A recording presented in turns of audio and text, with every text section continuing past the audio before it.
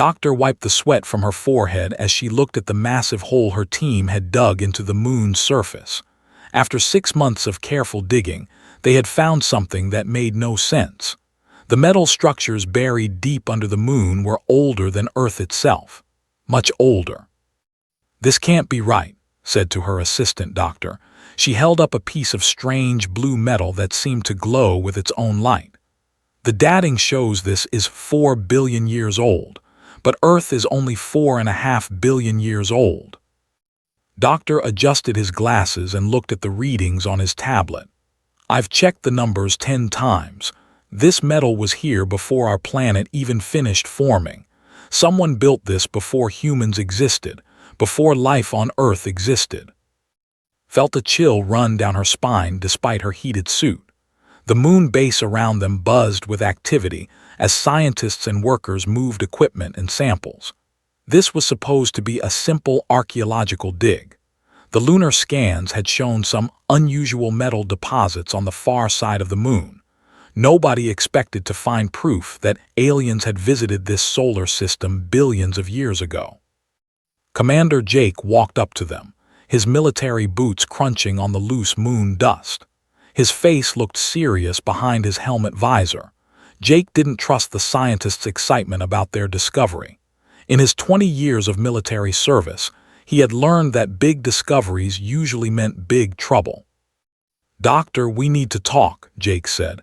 His voice was calm but firm. "My team is picking up some strange energy readings from the dig site. The levels keep going up every day." Looked down into the pit where her team was still digging. The metal structures went deeper than they had thought. The walls of the pit showed smooth metal surfaces covered in patterns that looked like writing, but no human language expert could read them. The patterns seemed to move and shift when nobody was looking directly at them. "Commander, this is the greatest discovery in human history," said. "We're looking at proof that intelligent life existed in this solar system before Earth even had oceans. We can't stop now." Jake pointed to his scanner. "These energy levels worry me. My equipment shows that whatever is down there is still active. It's not just old metal, it's doing something." Dr. Wei, the team's physics expert, joined the conversation. His face was pale with excitement. "You need to see this. The quantum scanner is picking up signals from deep underground. It's like there's a whole network of these metal structures under the moon's surface. They're all connected." Felt her heart race. A network meant this wasn't just a single building or ship. This was a base, a facility, something big enough to span the entire moon. "How deep does it go?" she asked. Checked his readings. At least 50 kilometers down, maybe more. The scanner can't penetrate deeper than that, but the signals suggest the network continues. Jake shook his head. "This is exactly what I was afraid of. We're messing with technology we don't understand. Technology that's been sleeping for billions of years." Ignored Jake's concerns. The scientist in her was too excited to worry about danger. This discovery would change everything humans thought they knew about the universe. Earth wasn't the first planet to develop intelligent life. Someone had been here first. "We're going deeper," she decided. "Bring the deep drilling equipment. We need to reach the main structure." Jake grabbed her arm gently. "Please think about this. My sensors show increasing energy levels every time we dig deeper. Whatever is down there, we're waking it up." Pulled her arm free. "Commander, with respect, your job is to keep us safe while we work. Let us do our job." Jake watched helplessly as team prepared the drilling equipment. He had a bad feeling about this, but his orders were clear. Protect the scientists and let them work. He just hoped they knew what they were doing. The drilling took 3 days. As they went deeper, the energy readings grew stronger. The metal structures became more complex, with corridors and rooms that suggested this was once a living space. The patterns on the walls became more detailed and seemed to pulse with faint light. On the 3rd day, something changed. Doctor's quantum scanner, designed to map the underground structures, suddenly locked onto something big. The scanner's screen filled with complex patterns as it tried to interface with whatever it had found. "You need to see this," called out. His voice was shaking. "The scanner isn't just reading the structures anymore, it's talking to them." Rushed to station. The scanner's screen showed flowing patterns of light that looked almost like a conversation. Numbers and symbols scrolled across the display faster than any human could read them. "What's it doing?" she asked. His face was white with fear and excitement. "I think the scanner is connecting to their computer system. The quantum signals are activating something down there." As spoke, the metal walls around them began to glow with soft blue light. The strange writing on the walls started to move and change. Deep underground, something was waking up after billions of years of sleep. Jake's emergency scanner started beeping rapidly. The energy levels were spiking beyond anything his equipment had ever recorded. All around the dig site, the metal structures were coming alive. "Everyone out," Jake shouted, "right now." But it was too late. The ancient systems had awakened, and they were already reaching out across space. Deep beneath the moon's surface, massive transmitters that had waited for billions of years began to broadcast a signal across the galaxy. The signal was simple but clear. Someone had found the ancient installations. Someone new had arrived in this solar system. The watchers scattered across the stars received the message and began to respond. Stared at her scanner in wonder and terror as signals started coming back from deep space. Dozens of them, all heading toward Earth. Humanity had just announced their presence to the galaxy, and something was coming to investigate. The signals came faster than anyone expected. Within 6 hours of the lunar awakening, Earth's deep space monitoring stations detected the first response. Dr. Sarah stood in the main control room of the Arecibo Deep Space Center, staring at displays that showed incoming transmissions from impossible distances. "How many now?" asked General Martinez, the military liaison assigned to coordinate with the scientists. Sarah checked her screens again. 37 distinct signals, all heading toward our solar system. The closest one will arrive in 18 hours. General Martinez felt his stomach drop. 18 hours wasn't enough time to prepare for anything. Earth's space defenses were designed to handle asteroids and space debris, not alien visitors. "Are you sure about the timeline?" Sarah nodded grimly. "The signals are moving faster than light somehow. Our physics says it's impossible, but the math doesn't lie." Back on Luna, his team was trapped in their base as the ancient systems continued to activate around them. The metal structures now glowed so brightly they could be seen from Earth with basic telescopes. Jake had ordered an immediate evacuation, but the lunar transport ships couldn't dock safely with all the energy discharges coming from the dig site. "The patterns are changing," Doctor reported as he monitored the alien systems.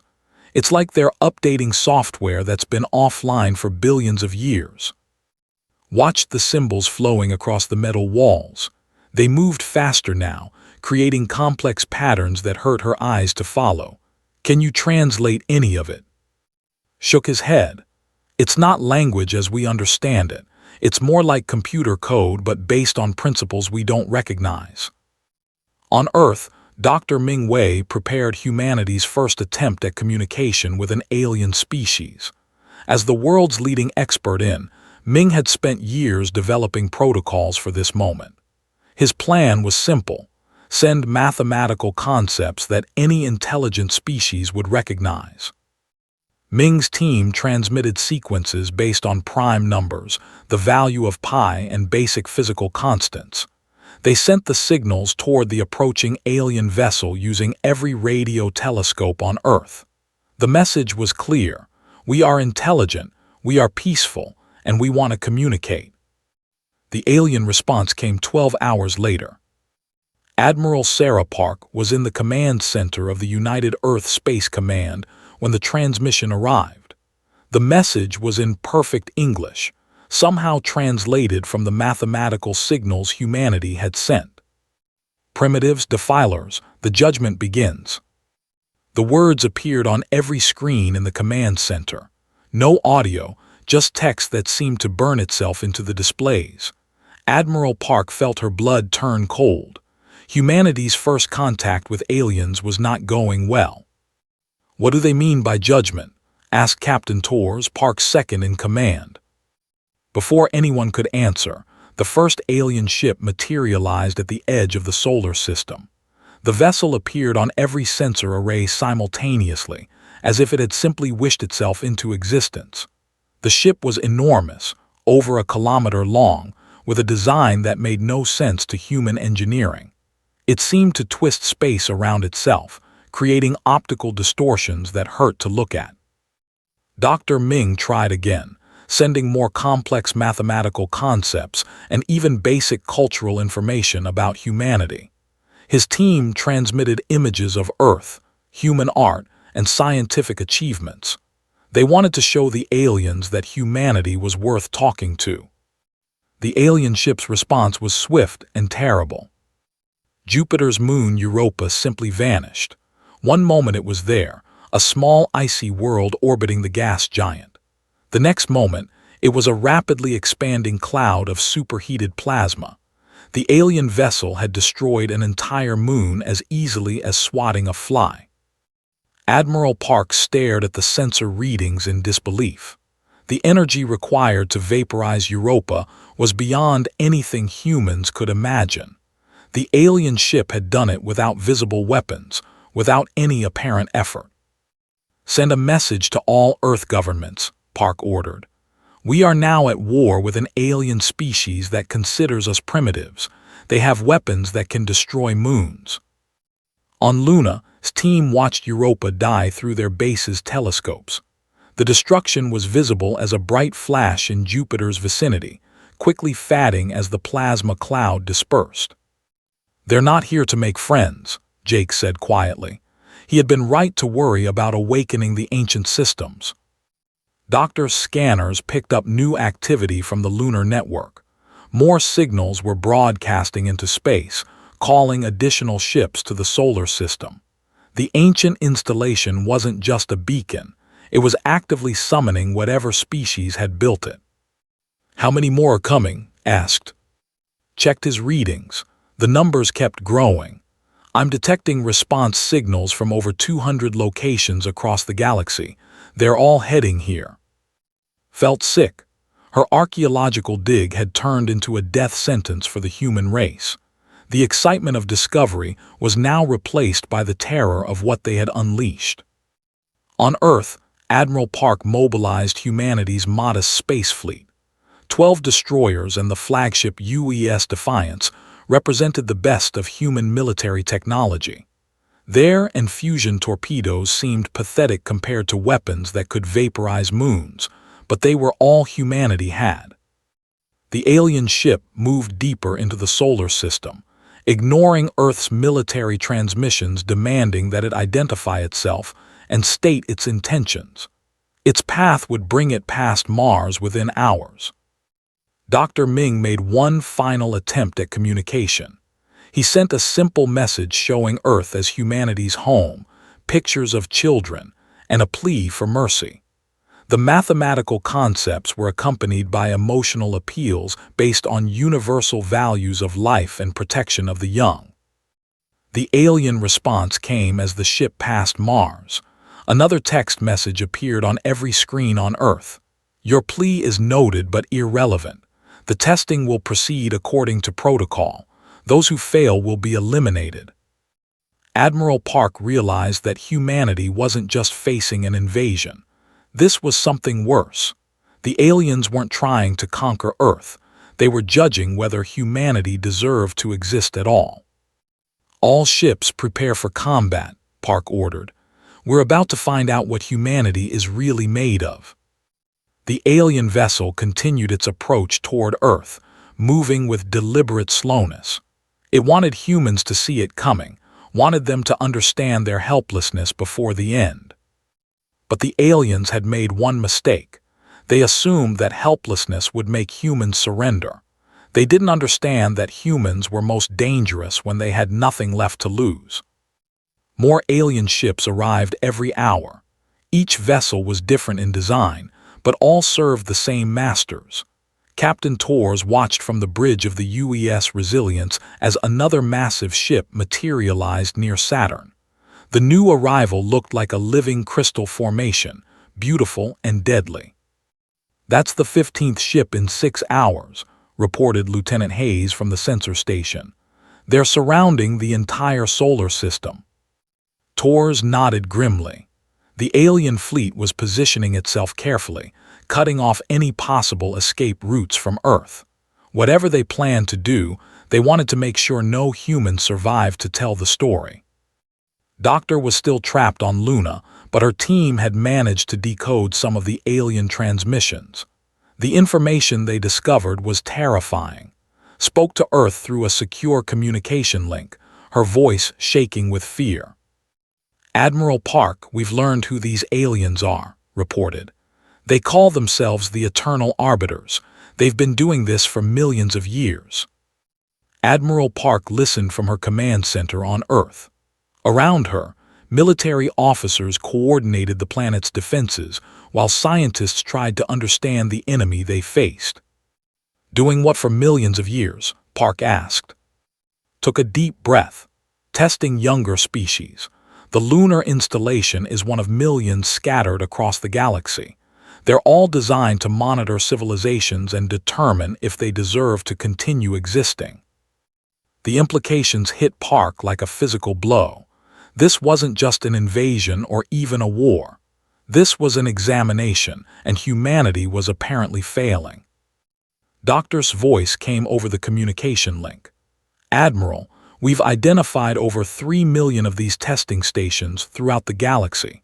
The Arbiters have been culling species for longer than life has existed on Earth." Torres interrupted from his ship. "Admiral, the lead Arbiter vessel is moving toward Earth. It's not responding to any of our communications." Park made a decision that would determine humanity's fate. "All ships, prepare to engage. We're going to show these Arbiters what humans do when someone tries to judge us." The human fleet was laughably small compared to the alien armada. 12 destroyers and 1 flagship against ships that could vaporize moons. But Torres had an idea that might give them a chance. "Listen up," Torres told his crew over the ship's communication system. "Their weapons are powerful, but they move in predictable patterns. They position their ships for maximum strategic advantage. They think like computers, not like fighters." Torres ordered his ship toward the nearest Arbiter vessel, a massive triangular craft that dwarfed the human destroyer. As expected, the Arbiter ship moved to intercept using standard military tactics. It positioned itself for optimal firing angles and prepared to destroy the human vessel with minimum effort. But Torres didn't follow standard tactics. Instead of engaging directly, he used Jupiter's gravity to slingshot his ship around the gas giant at impossible speeds. The Arbiter ship struggled to track the unexpected maneuver. "All ships follow the Resilience's lead," Torres ordered. "Use the asteroids, use the planets, use anything that gives us an advantage. Don't fight like they expect us to fight." The human fleet scattered across the solar system, using gravitational slingshots and hiding behind asteroids. The Arbiters tried to respond, but their logical thinking couldn't predict human chaos. Torres led a coordinated attack on the triangular ship. 3 human destroyers approached from different angles, while the 4th used an asteroid field for cover. The Arbiters adapted their shields to deflect fire and fusion torpedoes, but they couldn't adapt to pure human stubbornness. "All ships ramming speed," Torres ordered. The human destroyer UES Defiant, badly damaged and with most of its crew dead, accelerated directly toward the Arbiter ship. At the last moment, the ship's captain detonated their fusion reactor. The explosion didn't destroy the alien vessel, but it damaged their shields and showed the Arbiters something they hadn't expected. Humans were willing to die to hurt their enemies. Back on Earth, Dr. Ming monitored the battle while analyzing arbiter communication patterns. He discovered something important about their psychology. "Admiral, the arbiters think in terms of efficiency and logic," Ming reported. "They choose targets based on strategic value and population density. They're following a program, not making creative decisions." Park realized what Ming meant. "They're going to attack our major cities first, then our military installations, then our industrial centers. They'll follow the same pattern they've used for millions of years." As if to prove her point, the arbiters began their bombardment of Earth. Beams of energy struck New York, London, and Tokyo simultaneously. The weapons were precise and devastating, designed to cause maximum psychological impact while eliminating key population centers. But the predictable targeting gave Park an advantage. She ordered evacuations of likely targets while moving military assets to unexpected locations. The arbiters were powerful, but they couldn't adapt quickly to changes in human behavior. On Luna made a crucial discovery in the ancient installation. The metal walls were covered with records of previous species that had faced the arbiter judgment. Most had been destroyed, but a few had survived by demonstrating specific qualities. "Jake, look at this," called to Commander. She pointed to symbols that had partially translated. "The installation isn't just testing for intelligence or technology, it's searching for something specific." Studied the alien writing. What kind of something? Felt excited despite their desperate situation. Creativity under pressure. The ability to evolve and adapt quickly. Every species that survived the judgment showed the same traits. They could think in ways the arbiters couldn't predict. Understood immediately. They're looking for chaos, for the kind of thinking that breaks their logical patterns. Nodded. And we're the most chaotic species they've encountered in millions of years. The battle continued around Earth as more arbiter ships arrived. Captain Torres had lost half his fleet, but the surviving human ships were learning to exploit arbiter weaknesses. By using unpredictable tactics and accepting heavy losses, they were actually scoring hits against ships that should have been invulnerable. But the real test was just beginning. Doctor detected massive energy buildups from the deep space monitoring stations. The arbiters weren't the only ancient power in the galaxy. They were merely the first to arrive. "Admiral," reported with growing fear, "the lunar beacon is still broadcasting. It's calling something else, something the arbiters themselves seem worried about." Park watched her screens as new signals appeared at the edge of the solar system. These ships were different, older, and far more dangerous than the arbiters. The testing was about to become something much worse. Stared at the alien symbols flowing across the lunar walls. Among the records of extinct civilizations, she found references to the beings that had created the arbiters themselves, the original builders of the testing network. "My God," she whispered, "the arbiters aren't the masters, they're just servants. We've awakened the things that created this entire system." Humanity had passed the first test by showing they could fight the impossible, but the real judgment was about to begin. Engineer worked 18 hours a day in the wreckage-filled hangar of Luna Base 7. Around him, teams of mechanics and scientists pulled apart pieces of destroyed arbiter ships, trying to understand technology that was millions of years ahead of human science. "This makes no sense," muttered as he examined a piece of arbiter hull metal. The fragment was smaller than his hand, but it seemed to bend space around itself. "The metal exists in multiple dimensions at once. Our tools can barely detect it, let alone copy it." Dr. Sarah handed him another piece of debris.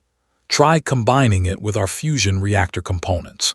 Maybe we can't replicate their technology, but we might be able to make it work with ours." The idea was crazy, but crazy was all humanity had left. Earth's major cities lay in ruins from arbiter bombardment. The space fleet was down to 6 ships, and more alien vessels arrived every day. Traditional military thinking had failed completely. But humans were good at making desperate ideas work. Connected arbiter energy cells to human fusion reactors using copper wire and prayer. The combination should have exploded instantly. Instead, it created a hybrid power source that produced energy levels far beyond anything humans had achieved. "It's working," said in amazement.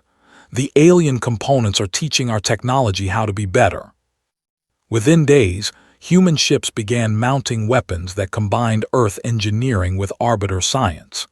The hybrid systems were crude and unstable, but they could actually damage arbiter shields.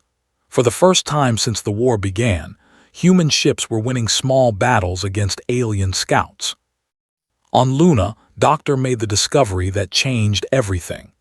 Deep in the ancient installation, she found a chamber that the arbiters hadn't accessed. The room contained records that went back billions of years, showing the true purpose of the testing network. "Commander, you need to see this," called out. Her voice echoed in the metal chamber lined with alien symbols. Jake joined her in front of a wall covered with moving patterns of light. Had learned to read the basic symbols over the past weeks. "What am I looking at?" Jake asked. Pointed to a section of the wall that showed images of different alien species. "These are records of every species the arbiters have tested, but look at what they were actually searching for." The images showed civilizations that had survived the arbiter judgment. Each successful species shared the same traits. They adapted quickly under pressure, they thought in unpredictable ways, and they refused to accept defeat even when facing impossible odds. "They're not trying to destroy intelligent life," realized. "They're trying to find species that can evolve beyond what the arbiters themselves became." Jake studied the alien records. "What do you mean?" Felt excitement building despite their desperate situation. The arbiters were once like us. They were a young, chaotic species that passed this same test millions of years ago, but the testing process changed them. They became logical, efficient, and predictable. They lost their creativity. The implications hit Jake like lightning. So they're looking for species that can pass the test without losing what makes them special. Nodded. "And we're exactly what they've been searching for. We're chaotic, unpredictable, and we refuse to think logically when logic says we should give up." Back on Earth, President Maria receives report while coordinating humanity's desperate defense efforts. The news that humanity was actually succeeding in the test should have been encouraging, but realized it also meant the testing would continue until humans proved themselves completely. "How do we prove we've passed their test?" asked during an emergency meeting with her military advisors. Admiral Park studied the tactical displays showing the positions of human and alien forces. According to Doctor, every species that passed the test did so by demonstrating they couldn't be controlled or predicted. "We need to do something the arbiters would never expect." Made a decision that seemed insane to everyone in the room. "We're going to stop trying to shut down the lunar beacon. Instead, we're going to amplify it." The plan was called Project Prometheus, and it represented humanity's greatest gamble. Instead of hiding from the galaxy, Earth would announce its presence to every civilization in existence. Every human ship, station, and settlement would broadcast their own version of the lunar signal. Dr. Ming worked with his team to craft the message. It wasn't a plea for help or mercy. It was a challenge. "We are humanity," the message began. "We are new to the galaxy, we are chaotic and unpredictable, and we absolutely refuse to be judged quietly by our supposed betters. We invite any species that wants to test us to come and try." The broadcast went out from thousands of human transmitters simultaneously. The signal was picked up by civilizations across the galaxy, many of whom had been hiding from the arbiters for millions of years. Installed the first hybrid weapons on the flagship UES Defiance. The combination of human engineering and arbiter technology created weapons that shouldn't have worked but somehow did. The energy cannons fired bursts of twisted space-time that could punch through orbiter shields. "The weapons are completely unstable," reported to Captain Torres. "They might explode and kill us all." Torres grinned. "Perfect, the arbiters won't see that coming." The first test of Project Prometheus came when a massive arbiter battleship approached Earth directly. The ship was larger than anything humanity had faced, designed to deliver the final judgment on their species. Instead of coordinating a careful defense, Admiral Park ordered every human vessel to attack simultaneously using completely random tactics. Mining ships carrying fusion bombs mixed with military destroyers mounting experimental weapons. Civilian craft loaded with construction explosives flew alongside warships armed with hybrid energy cannons. The attack was chaos in its form. No logical military mind would have approved such a strategy. Ships collided with each other, weapons misfired, and several human vessels accidentally shot their own allies. But the sheer unpredictability of the assault completely overwhelmed the arbiter ship's defensive systems. The aliens had spent millions of years perfecting responses to logical military strategies. They had no protocols for dealing with inspired insanity.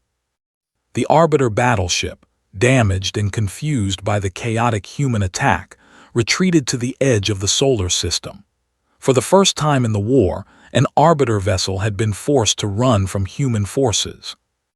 On Luna, watched the battle through the base's sensors while monitoring the ancient installation's responses.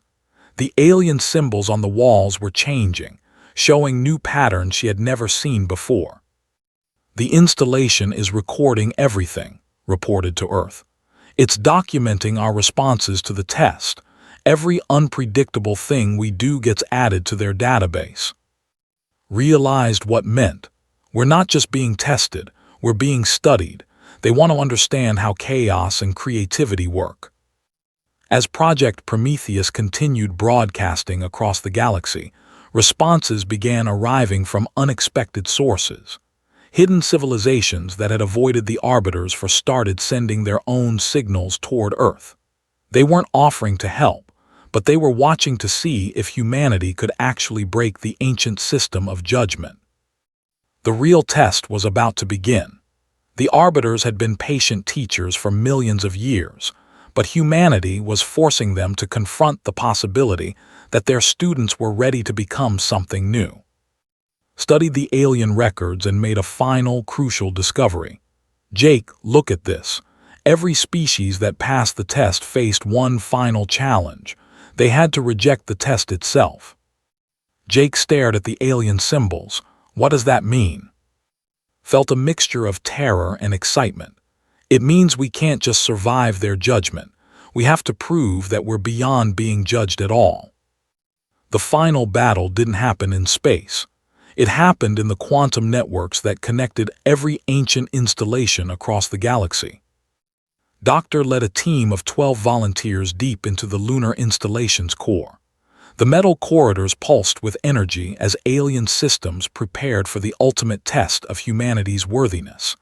Carried a modified tablet that had built using hybrid human arbiter technology. "Remember, we're not trying to shut down the system," told her team as they descended into the ancient structure. "We're trying to change it completely." Commander Jake walked beside her, carrying weapons that probably wouldn't work against the installation's defenses. His job wasn't to fight aliens. It was to protect while she attempted something that had never been tried in millions of years of galactic history. Above them, Earth's final space battle raged across the solar system. Admiral Park coordinated the defense from her flagship while hundreds of arbiter vessels converged on humanity's home. But this time, the human response was different. Captain Torres watched from the bridge of the UES Resilience as civilian mining ships, cargo haulers, and even the International Space Station joined the battle. Each vessel had been armed with whatever weapons could be found or improvised. The space station carried fusion bombs in its cargo bays. Asteroid miners used their industrial lasers as weapons. Even tourist shuttles carried explosive charges. "This is insane," Torres muttered as he watched a luxury cruise ship ram an Arbiter destroyer. "We're fighting with everything we have." That was exactly the point. Humanity wasn't just using their military, they were using their entire civilization. Every human in space had volunteered to fight, regardless of their training or equipment. The chaotic nature of the battle overwhelmed every tactical system the Arbiters possessed. In the lunar installation, reached the core chamber where the galactic network was controlled. The room was vast, filled with crystalline structures that pulsed with the thoughts and decisions of billions of civilizations. This was where the Arbiters had monitored and judged species for millions of years. "The network processes every signal from every testing station in the galaxy," explained to her team. "If we can access the core programming, we can change how the entire system works." Dr. Wei activated his hybrid scanner and immediately detected the massive data flows running through the crystal networks. "The amount of information here is incredible. This system contains the complete records of every civilization the Arbiters have ever encountered." Connected her modified tablet to one of the crystal interfaces. The alien system immediately tried to scan her mind, attempting to categorize humanity according to its ancient protocols, but had learned to think in ways the system couldn't understand. Instead of submitting to the scan, she flooded the network with pure human chaos. She transmitted memories of jazz music, abstract art, and comedy shows. She sent recordings of human arguments, love songs, and children playing in parks. The system, designed to process logical thoughts, couldn't handle the contradictory nature of human consciousness. Above them, the space battle reached its climax. The Arbiter fleet had surrounded Earth completely, preparing to deliver final judgment on humanity. Their weapons charged with enough energy to sterilize the planet's entire surface. But Admiral Park had one final surprise. Project Prometheus hadn't just been about broadcasting signals to the galaxy. Human engineers had been secretly modifying the lunar beacon itself, turning it into a weapon that could disrupt the Arbiter's quantum communications. "All ships prepare for total assault," Park ordered. "When the beacon activates, every Arbiter ship will lose communication with their network for exactly 30 seconds. That's our window." The modified lunar beacon activated, sending a pulse of chaotic human energy through the galactic network. For 30 seconds, every Arbiter vessel in the solar system was cut off from the collective intelligence that had guided them for millions of years. In those 30 seconds, human ships struck with everything they had. The International Space Station detonated its fusion bombs directly against an Arbiter mothership. Mining vessels used their gravity manipulators to hurl asteroids at alien formations. Tourist shuttles rammed command ships while broadcasting human music at maximum volume. The assault was completely illogical, utterly chaotic, and absolutely devastating. In the lunar core, felt the moment when the galactic network began to change. The crystal systems, overloaded with human chaos, started to adapt in ways their original programmers had never intended. Instead of judging species according to ancient criteria, the network began to learn from the consciousness it encountered. "Look at this," called out. His scanner showed that the network was rewriting its own programming. "The system is learning to think like humans." Realized what was happening. "We're not destroying the network, we're teaching it to be creative." The change spread instantly across the galaxy. Every testing station, every ancient installation, every quantum relay began to think in new ways. The rigid logic that had governed the galaxy for millions of years dissolved into creative chaos. On Earth, President watched as the Arbiter fleet suddenly stopped its attack. The alien ships hung motionless in space, their crews struggling to understand what had happened to their guiding intelligence. A new transmission reached Earth from the Arbiter command ship, but this time the message was different. Unprecedented outcome detected, the transmission began. Testing protocols have been modified. The students have become teachers. Felt the ancient network reaching out to her consciousness, no longer trying to judge humanity but trying to learn from them. In the crystal chambers around her, the records of millions of extinct civilizations began to change. Instead of showing failure and destruction, they now showed potential and possibility. "The test is ended," announced to her team. "Not because we passed it, but because we changed what the test means." Above them, the Arbiter fleet began to withdraw. But as their ships prepared to leave, their commander sent one final message to humanity. "The judgment phase has concluded," the transmission stated. "You have demonstrated the ability to evolve beyond the parameters of our testing. The galaxy awaits your guidance." Emerged from the lunar installation to find Jake waiting for her. The commander looked exhausted, but amazed by what humanity had accomplished. "So what happens now?" Jake asked.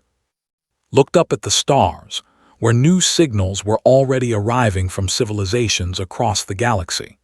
Species that had hidden from the Arbiters for millions of years were reaching out to humanity, drawn by the promise of a galaxy governed by creativity instead of judgment.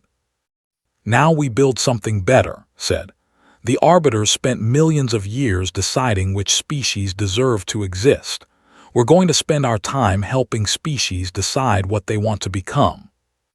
1 year later, Doctor stood in the rebuilt lunar facility, watching as the first alien diplomats arrived at Earth. They came not as judges or conquerors, but as students eager to learn from the species that had transformed the galaxy.